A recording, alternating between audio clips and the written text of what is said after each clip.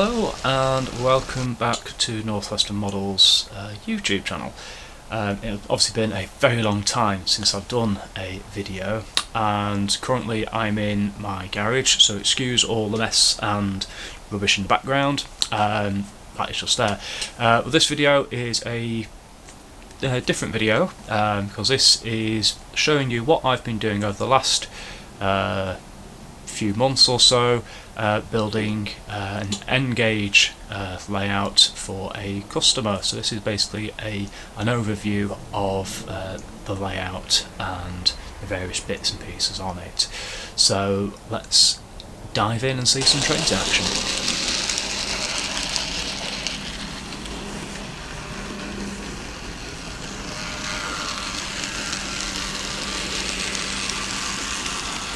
So first things first, this layout is built on two different layers.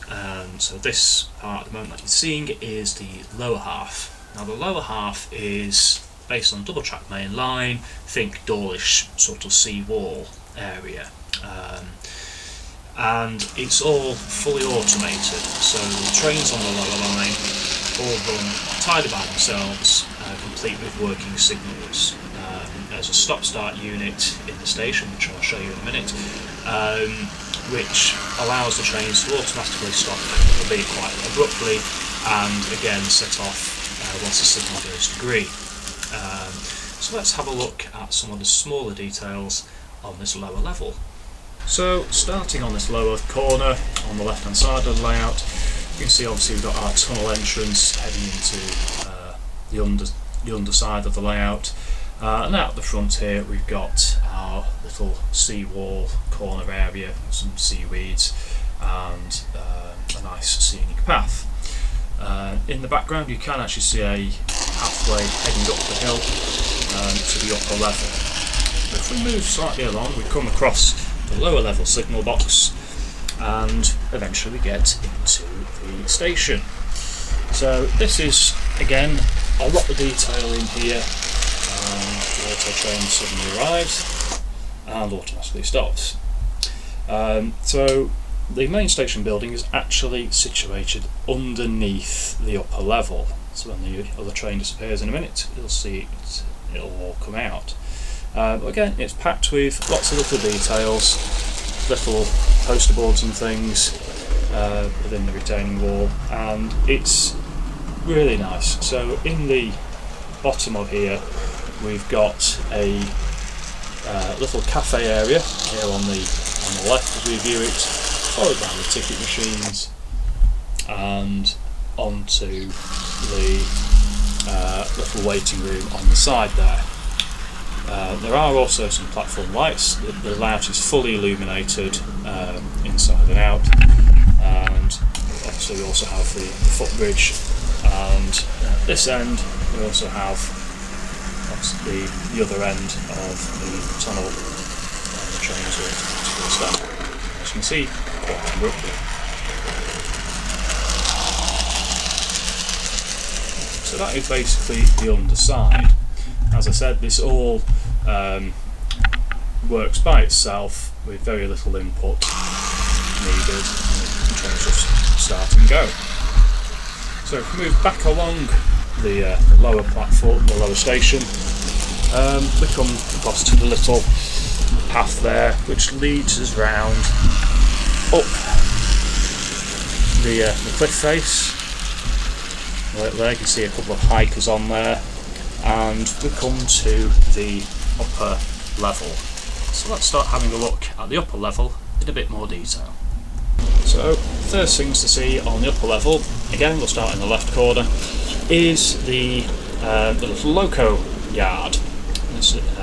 This is just a basic service point where the owner will be able, of the layout is going to be able to put a couple of these diesel locos for servicing, fuel tanks and things there, and that, as you can see, just sits on top of the tunnel mouth there. Moving along the back we can see one of the stations that's on the back of the layout on this upper level. Again, packed with detail, and This one also has the addition of a bay platform with a little head shunt around the back of the little industrial unit there as well. So looking at little areas, it's just a case of we've worked out what could fit in to try and make it fairly scenically pleasing. There is a lot of things in here, so obviously we've got like the main mill, which is probably going to be a brewery with a smaller little industrial unit at the back. We also have shops and houses and things along the front.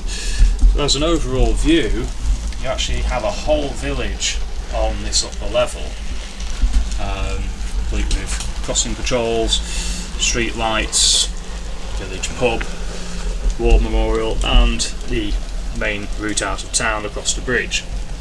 There's also a garage complete with a welding flashing unit in there, and a little sort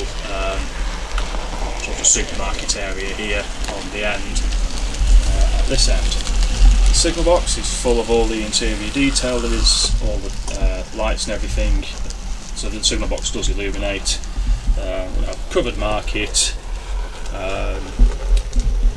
all sorts of just general buildings, and this is the front station here, which again has two sort of platforms on the inside of the bays, with an outer platform now sort of extended around to a nice sort of viewing area over the cliff, past the trees and things. And again, obviously another little well detailed garden at the back here. So I'll just show you what it looks like when it runs with all the lights on.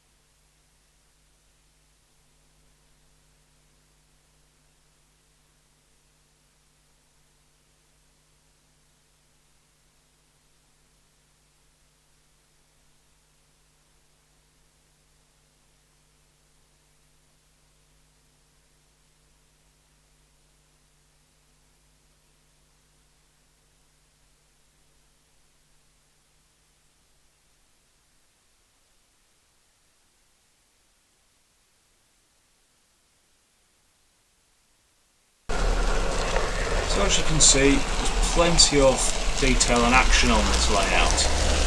Everything, as I said, lights up as you just seen, and you get to see all the little details in there. It does look really good in the dark, but it does make it hard to see the trains running around. But it's a good little layout that's hopefully going to give plenty of enjoyment to its owner for many, many years to come. So I hope that you've liked this little layout. And it does, and I say little because it is literally a space of 4 foot by 2 foot. So it is a very small layout. It's N gauge and absolutely packed with detail, and you've got 3 trains running at the same time. as well. So I hope you've enjoyed this video. I hope you enjoyed the layout, and if you do, don't forget to give us a thumbs up, hit the subscribe button, etc. For the channel. And if you are interested in having the layout built, just get in touch through the website. Thanks very much.